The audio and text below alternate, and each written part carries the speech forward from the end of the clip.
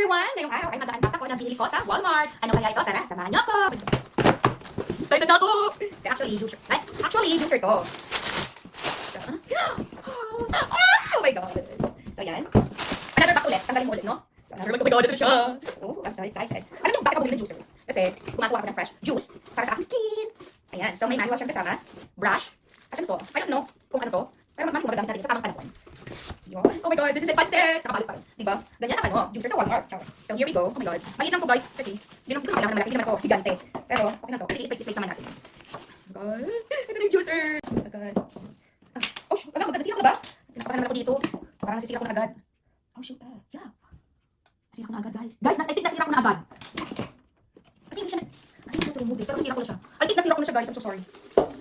Yung bago pero nasira. Pero ito talaga. Ang bobo kasi. Ay, nasira ako. Totoo nga guys, nasira ko siya. Shit. Ano na nakikita this? Nasira ko na siya mga ting. Mga ting mami ko. Nasira ko na siya.